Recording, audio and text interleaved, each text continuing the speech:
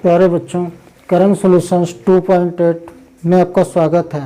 मैं हूं संदीप श्रीवास्तव और आज हाजिर हूं कक्षा 10 भौतिक विज्ञान का गोलीय पृष्ठों पर प्रकाश का परावर्तन का दूसरा पार्ट लेकर के। पहले पार्ट में आपको गोलीय पृष्ठों के बारे में बताया गया, अवतल दर्पण के बारे में बताया गया, अवतल दर्पण के बारे में बताया गया और अवतल दर्पण के द्वारा प्रतिबिंबों का बनना टॉपिक चल रहा था, जिसमें दो स्थितियां हमने आपको बताई।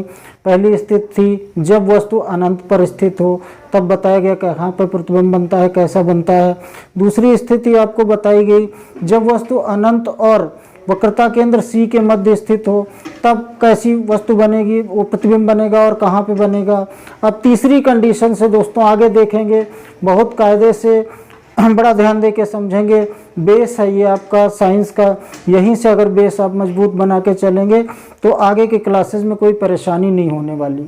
छोटी से छोटी बारीकी आपको क्लियर कराई जाएगी। आपके डाउट्स अगर कोई हैं तो आप ज़रूर हमसे पूछिए, वो सारे डाउट्स हम आपको क्लियर कराएंगे। तो देखिए दोस्तों, तीसरी कंडीशन होती है जब वस्तु दर्पण के वक्रता केंद्र C पर स्थित हो। ये वाला डायग्राम है, मैंने डायग्राम पहले ही बना रखे हैं, जरा आप लोग देखिए। ये वाला डायग्राम है, ये अवतल दर्पण है जिसका ये ध्रुव है P, ये इसका फोकस से F है और ये वक्रता केंद्र C है। ध्यान रखेंगे कि जितनी दूरी P से F की होती है उतनी ही दूरी C से F की भी होती है। तो यहाँ पे ये वस्तु AB रखी हुई है, यहाँ हम दो किरणें डालेंगे। पहली किरण मुख्य अक्ष के समांतर जाती है जो फोकस से होकर निकल जाती है। किरणों को जरा ध्यान से देखिएगा, थोड़ा सा क्रिटिकल डायग्राम है, थोड़ा समझने में दिक्कत होगी। पहली जो है किरण ये मुख्य अक्ष के समांतर जा रही है और फोकस से होकर के बाहर निकल जा रही है, ठीक। दूसरी वस्तु हम C से नहीं डाल सकते क्योंकि C पर ही वस्तु स्थित है, तो मुख्य दूसरी डालते हैं हम किरण फोकस से होके। दूसरी किरण फोकस से होके दर्पण पर आपतित हो रही है और परावर्तन के पश्चात मुख्य अक्ष के समांतर जा रही है। तो C बिंदु पर ही वस्तु AB थी और दोनों किरणें फिर से वहीं पर यहाँ मिल रही हैं और उसी जगह पर प्रतिबिंब बन रहा है जहाँ पे वस्तु थी, उसी के नीचे उल्टा आकार में वस्तु के बराबर और वास्तविक प्रतिबिंब बन रहा है। कैसा बन रहा है? एक तो वक्रता केंद्र C पर बन रहा है, नंबर 2 उल्टा बन रहा है, नंबर 3 आकार में वस्तु के बराबर बन रहा है और चौथी चीज वास्तविक बन रहा है। वास्तविक क्यों बन रहा है? क्योंकि किरणें वास्तव में काट रही हैं। और ये पॉइंट अक्सर पूछा जाता है कि यदि वस्तु किसी अवतल दर्पण के वक्रता केंद्र पर स्थित है तो उसका प्रतिबिंब कहाँ पर बनेगा और उसकी प्रकृति कैसी होगी दोस्तों। तो यदि वक्रता केंद्र पर स्थित है वस्तु तो उसका प्रतिबिंब वक्रता केंद्र पर ही आकार में वस्तु के बराबर, उल्टा तथा वास्तविक बनता है। तो ये इस डायग्राम का रिजल्ट ये लिखा हुआ है। अब आगे बढ़ते हैं। अब C और F के बीच में लाते हैं हम वस्तु को। ये वाला डायग्राम आप लोग देखिए, यहाँ पे क्या है कि ये C है और ये F है, इसके बीच में वस्तु स्थित है। C और F के बीच में वस्तु स्थित है AB। डालिए किरणें। एक किरण मुख्य अक्ष के समांतर फोकस से होकर निकल गई, दूसरी किरण फोकस से मुख्य अक्ष के समांतर हो गई। देखिए यहाँ पर दोनों किरणें काट रही हैं। हमें सिर्फ परावर्तित किरणों को देखना है कहाँ पे काट रही हैं, आपतित किरणों को नहीं देखना है कहाँ पे कट रही हैं। तो जहाँ पे परावर्तित किरणें काटेंगी वहीं पे प्रतिबिंब बनेगा। तो यहाँ पर इस बिंदु पर काट रही हैं ये दोनों परावर्तित किरणें। पहली किरण मुख्य अक्ष के समांतर गई, फोकस से निकली, दूसरी फोकस से गई, मुख्य अक्ष के समांतर निकली। दोनों किरणें इस बिंदु पर आपस में मिल रही हैं तो यहाँ पे प्रतिबिंब बन रहा है। अब देखें प्रतिबिंब है कहाँ पे और कैसा है। तो प्रतिबिंब दर्पण के वक्रता केंद्र C से बाहर, देखिएगा दर्पण का ये वक्रता केंद्र है, इससे बाहर। तो प्रतिबिंब दर्पण के वक्रता केंद्र C से बाहर उल्टा ये तो पता ही है। इसका हेड वस्तु का ऊपर की ओर है, इसका हेड नीचे की ओर है, यानी कि उल्टा। आकार में वस्तु से बड़ा, ये चीज ध्यान दीजिएगा, आकार में वस्तु से बड़ा तथा वास्तविक बनता है। वास्तविक इन सभी में बन रहा है क्योंकि किरणें वास्तव में एक दूसरे से मिल रही हैं, और जब किरणें मिलेंगी नहीं बल्कि मिलती हुई प्रतीत होंगी, आगे भी आएंगे डायग्राम, जहां पर किरणें वास्तव में मिलेंगी नहीं बल्कि मिलती हुई प्रतीत होंगी, उस कंडीशन में जो बनेगा प्रतिबिंब, वो प्रतिबिंब आभासी बनेगा। अभी आपको आगे सारी चीजें क्लियर करा दी जाएंगी। तो पहले तो ये बताइए, ये दो चीजें क्लियर हो गई कि नहीं? अगर फिर भी कोई डाउट है तो आप कमेंट बॉक्स में डालिए अपना कमेंट और हमसे पूछिए, हम आपको समझाएंगे अगले वीडियो में। तीसरी स्थिति देखते हैं। दो स्थितियां वो हो गई थी, तो ये 3 नंबर था, ये हो गया 4 नंबर और ये हो गया 5 नंबर। ये 5वीं स्थिति है। अब देखिए, पहले तो हम अनंत पर वस्तु को रख रहे थे, फिर एक स्टेप आगे लाए अनंत और सी के बीच में, फिर सी पे लाए, अब सी से आगे सी और एफ के बीच में। अब अगली कंडीशन में वस्तु कहाँ पर स्थित है? एफ पर स्थित है, दर्पण के फोकस पर स्थित है वस्तु। तब देखिए क्या होगा। 2 किरणें हमें डालनी है, एक मुख्य अक्ष के समांतर गई, फोकस से निकली। ये किरण देख लीजिए, बहुत इंपॉर्टेंट ये किरण है, ये सभी में डाल रहे हैं आप। जितने भी आप प्रतिबिंब बनाएंगे इस किरण को सभी में आप डालेंगे। तो मुख्य अक्ष के समांतर गई और परावर्तन के पश्चात फोकस से होकर के आई। दूसरी किरण वक्रता केंद्र से होकर के गई और उसी मार्ग पर वापस आई। आगे देखिए दोस्तों, इसकी दूरी कम होती चली जा रही है, तो ये यहाँ कहीं पर नहीं मिलेंगी बल्कि अनंत पर जाकर के मिलेंगी, और जब अनंत पर मिलेंगी तो वस्तु का प्रतिबिंब बहुत बड़ा बनेगा। तो प्रतिबिंब अनंत पर बनेगा, आकार में वस्तु से काफी बड़ा बनेगा, उल्टा बनेगा और वास्तविक बनेगा। तो इन यहाँ तक आपने देखा कि जो भी प्रतिबिंब हैं वो सब वास्तविक हैं और उल्टे बन रहे हैं। तो एक चीज़ ये क्लियर कर लीजिए, आपके एग्जाम में जो क्वेश्चंस आएंगे 1 नंबर में खासकर, वहाँ पे ये काम आएंगे कि जब भी प्रतिबिंब वास्तविक होगा तो वो उल्टा होगा, सीधा कभी भी नहीं होगा किसी भी स्थिति में, चाहे जहाँ पे वस्तु रखी जाए, और अवतल दर्पण के ही द्वारा बनेगा। न तो उत्तल दर्पण से वास्तविक प्रतिबिंब बनेगा, न ही समतल दर्पण से बनेगा। तो ये चीज़ क्लियर। एक बार फिर से लगातार में रिव्यू मार देते हैं इसका और उसके बाद में आगे बढ़ते हैं। ये तीसरी कंडीशन थी, जब वस्तु दर्पण के वक्रता केंद्र सी पर स्थित हो। तो ये वक्रता केंद्र सी पर वस्तु ए बी स्थित है। एक किरण मुख्य अक्ष के समांतर गई, फोकस से निकली, दूसरी फोकस से गई, मुख्य अक्ष के समांतर निकली, दोनों यहीं पर मिल रही हैं। तो जितनी बड़ी वस्तु थी उतना ही बड़ा प्रतिबिंब बन रहा है। तो प्रतिबिंब दर्पण के वक्रता केंद्र पर ही बन रहा है, आकार में वस्तु के बराबर बन रहा है, उल्टा बन रहा है तथा वास्तविक बन रहा है। तो ये संबंध जरूर ध्यान रखिएगा कि अगर वास्तविक है तो उल्टा होगा। ठीक है, आगे बढ़ते हैं। जब वस्तु सी तथा एफ के मध्य स्थित हो, जब सी दर्पण के वक्रता केंद्र और फोकस बिंदु के मध्य स्थित होगी, तब डालिए आप किरणें। मुख्य अक्ष के समांतर गई एक किरण, फोकस से होकर निकली, दूसरी फोकस से गई, मुख्य अक्ष के समांतर निकली।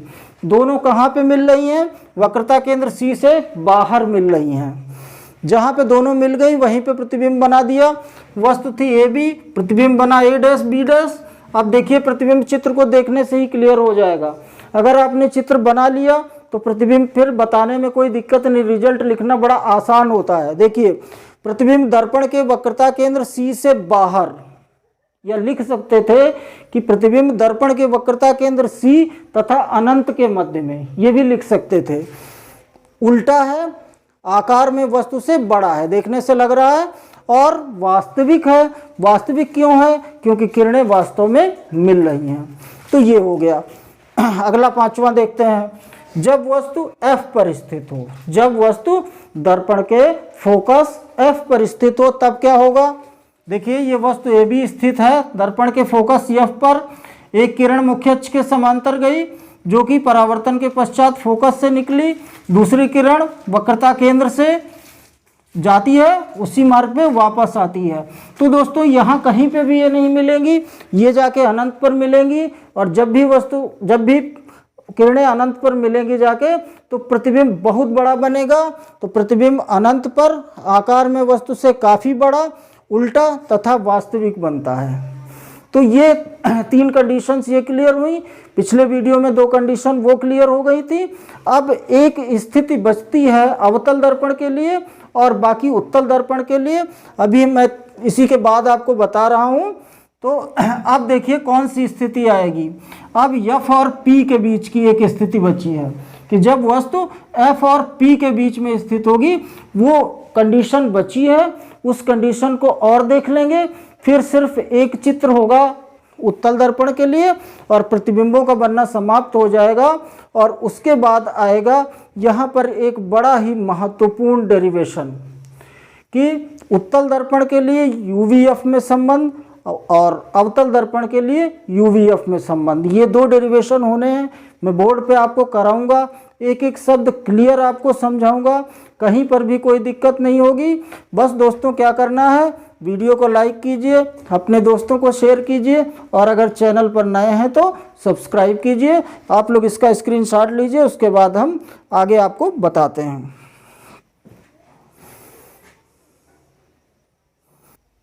तो बच्चों एक स्थिति बची है अवतल दर्पण में प्रतिबिंब के बनने की कि जब वस्तु दर्पण के ध्रुव P तथा फोकस F के मध्य स्थित हो। तो देखिए यहाँ पे है, ये दर्पण का ध्रुव P है और ये उसका फोकस F है। इसके बीच में वस्तु रखी हुई है AB। तो जिस तरह से पहले हम किरणें डालते थे उसी तरीके से फिर से किरणें डाल के देखते हैं। तो पहली किरण मुख्य अक्ष के समांतर गई और फोकस से निकल गई। पहली किरण जो थी मुख्य अक्ष के समांतर गई और फोकस से निकल गई। दूसरी किरण जो हमने डाली वो वक्रता केंद्र से होती हुई गई और उसी मार्ग पर वापस लौट गई। अब जरा ध्यान से देखिएगा, जैसे जैसे आगे बढ़ता जाता है तो ये दूरियां बढ़ती चली जा रही हैं। जब दूरियां आगे बढ़ती चली जाएंगी तो जब ये अनंत पर पहुंचेगी तो दोनों किरणें जो हैं वो और भी दूर दूर हो जाएंगी। इससे कहीं पर भी ये मिलेंगी नहीं और कोई सा भी प्रतिबिंब इसमें बनेगा नहीं। तो जब नहीं बनेगा तो हम क्या करते हैं, इन परावर्तित किरणों को हम पीछे बढ़ाते हैं। इस वाली को भी पीछे ले गए और इस वाली परावर्तित किरण को भी पीछे ले गए और जहाँ पर ये मिलती हुई प्रतीत हुई, डॉटेड लाइन इसलिए दिखाई गई है क्योंकि मिलती हुई प्रतीत हो रही है यहाँ पे, और वहीं पे प्रतिबिंब बन जाता है A' B'। तो प्रतिबिंब पीछे बन रहा है दर्पण के। क्या दर्पण के भी पीछे कुछ होता है? शीशे में आप खड़े हो जाइए तो आपको लगेगा कि आप शीशे में पीछे खड़े हैं। क्या हकीकत में आप पीछे खड़े होते हैं? नहीं, पीछे तो कुछ होता ही नहीं है। तो ये प्रतिबिंब बन नहीं रहा है बल्कि बनता हुआ प्रतीत हो रहा है, और जो बनता हुआ प्रतीत होता है वही आभासी होता है। अगर वास्तव में किरणें काट रही होती, जैसे अभी तक की जो स्थितियां आपने देखी थी, तो प्रतिबिंब वास्तविक बनता। वास्तव में किरणें मिलती तो प्रतिबिंब वास्तविक होता। मगर यहाँ पे किरणें वास्तव में नहीं मिल रही हैं बल्कि किरणें मिलती हुई प्रतीत हो रही हैं, वो भी दर्पण के पीछे। तो प्रतिबिंब जो बन रहा है वो आभासी बन रहा है। आभासी है, सीधा है, वस्तु से बड़ा है। तो प्रतिबिंब दर्पण के पीछे, सीधा, वस्तु से बड़ा तथा आभासी बनता है। तो जब भी पीछे की बात आएगी दर्पण के तो प्रतिबिंब आभासी ही बनेगा। तो एक कनेक्शन यहाँ पे समझ लीजिए कि अगर प्रतिबिंब वास्तविक होगा तो वो उल्टा होगा और केवल अवतल दर्पण के द्वारा बनेगा, और प्रतिबिंब जब आभासी होगा तो वो सीधा होगा, उत्तल और अवतल दोनों के द्वारा बनेगा। अवतल में सिर्फ एक ही कंडीशन में प्रतिबिंब बन सकता है सीधा। वो कंडीशन कौन सी है? ये वाली कंडीशन, जब वस्तु दर्पण के ध्रुव P और फोकस F के मध्य में स्थित हो, और कोई सी भी कंडीशन ऐसी नहीं है जिसमें अवतल दर्पण के द्वारा आभासी प्रतिबिंब बने। ठीक, तो ये अवतल दर्पण द्वारा प्रतिबिंब का बनना यहाँ पे कंप्लीट हो गया। अब उत्तल दर्पण के द्वारा देख लें, सिर्फ एक ही चित्र में सारी चीज़ें क्लियर हो जाएंगी। दूसरे चित्र को बनाने की, उसकी प्रैक्टिस करने की कोई सी ज़रूरत नहीं रहेगी। तो देखिए उत्तल दर्पण द्वारा प्रतिबिंब का बनना, हमने ये उत्तल दर्पण दिखाया, इसके फोकस और वक्रता केंद्र सारा कुछ पीछे है दर्पण के, तो पीछे जो है वो आभासी है, सीधी सी बात आप समझ लीजिए। दर्पण के सामने जो है वो हकीकत है और जो पीछे है वो आभास होता है। तो समतल दर्पण और उत्तल दर्पण ये दो ऐसे दर्पण हैं जिनके द्वारा कभी भी वास्तविक प्रतिबिंब नहीं बनता है, सदैव आभासी ही प्रतिबिंब बनता है। देखिए हमने वस्तु रखी इधर दर्पण के सामने, वस्तु ए बी, एक किरण मुख्य अक्ष के समांतर गई जो फोकस से निकलती हुई प्रतीत हो रही है, निकल उकल नहीं रही है, ये इधर गई इधर चली गई, हमने इसको पीछे बढ़ा दिया तो ये निकलती हुई प्रतीत हो रही फोकस से। दूसरी किरण वक्रता केंद्र से आती हुई प्रतीत हो रही है और उसी मार्ग पे वापस लौट जाती, तो आई टकरा के चली गई, पीछे कुछ नहीं हुआ मगर आभास होता है इस चीज़ का, तो डॉट डॉट करके मिला दिया। यहाँ पे मिल गई दोनों किरणें, मिलती हुई प्रतीत हुई, मिल नहीं गई बल्कि मिलती हुई प्रतीत हुई, तो यहीं पे प्रतिबिंब बन गया ए डैश बी डैश, जो कि वस्तु से काफ़ी छोटा है, सीधा है और कैसा है, आभासी है, क्योंकि किरणें वास्तव में नहीं मिल रही हैं बल्कि मिलती हुई प्रतिबिंब प्रतीत हो रही हैं। तो प्रतिबिंब देखिए P और F के मध्य, यही लिखा गया है कि प्रतिबिंब P तथा F के मध्य बनता है, सीधा बनता है, वस्तु से छोटा बनता है और आभासी बनता है। तो मैं फिर से रिपीट कर रहा हूँ एक बार, जब भी आभासी प्रतिबिंब की बात आएगी तो समतल दर्पण और उत्तल दर्पण की बात होगी। ये दो ऐसे दर्पण हैं जिनके द्वारा हमेशा प्रतिबिंब आभासी ही बनता है। अवतल दर्पण में सिर्फ एक कंडीशन होती है जिसमें प्रतिबिंब आभासी बनता है, और वो कंडीशन कौन सी होती है, जब वस्तु P तथा F के मध्य स्थित हो। तो इस तरीके से बच्चों प्रतिबिंबों का बनना समाप्त हुआ यहाँ पे।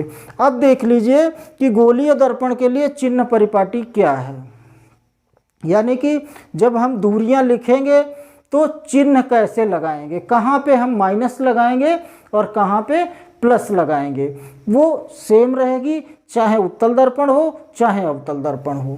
तो पहला है सभी दूरियां ध्रुव P से नापी जाएंगी।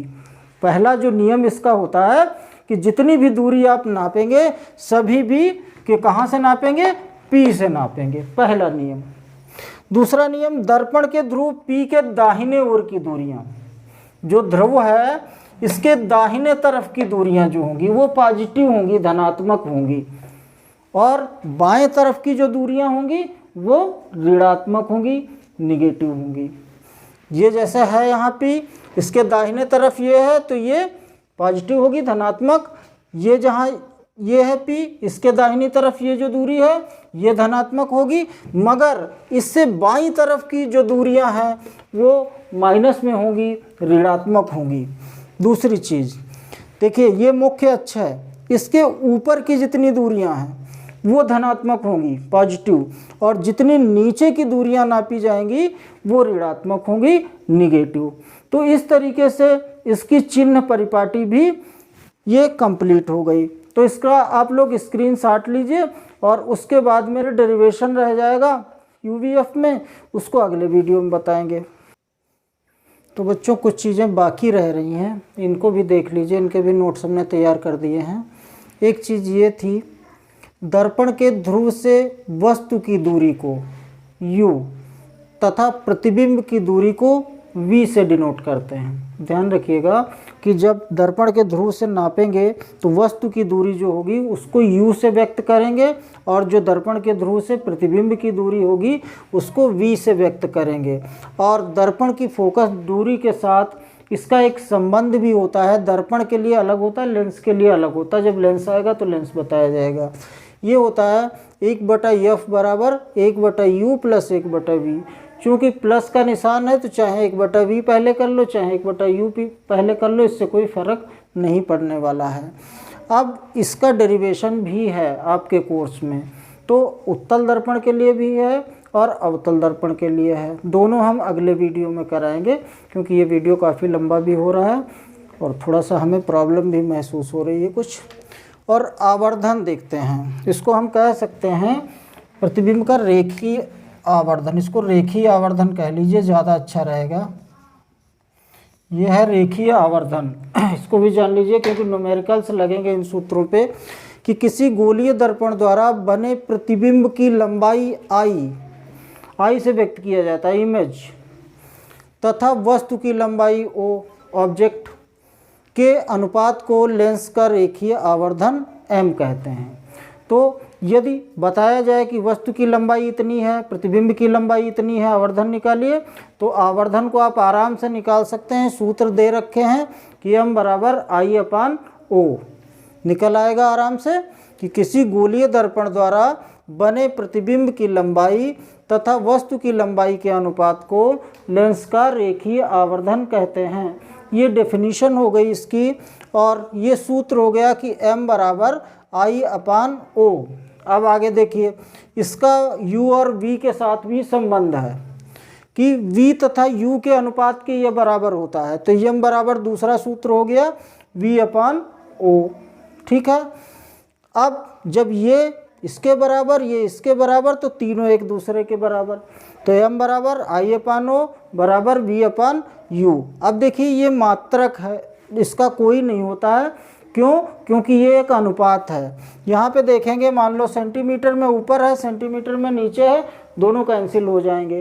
तो कहीं पर भी, चाहे आप मैथ्स में हो, चाहे आप फिजिक्स पढ़ रहे हों, कहीं पर भी जब किसी अनुपात की बात आएगी तो उसका कोई भी मात्रक नहीं होगा। तो बच्चों, हमने सारे टॉपिक क्लियर करा दिए इस दूसरे पाठ के गोलीय दर्पण पर प्रकाश का परावर्तन। बस 2 डेरिवेशन आपके कोर्स में बचे हुए हैं कि उत्तल दर्पण के लिए UVF में संबंध, अवतल दर्पण के लिए UVF में संबंध। तो ये अगले टर्न पर हम आपको जल्दी ही बताएंगे, संभवतः कल से परसों तक उसका वीडियो भी आपको मिल जाएगा।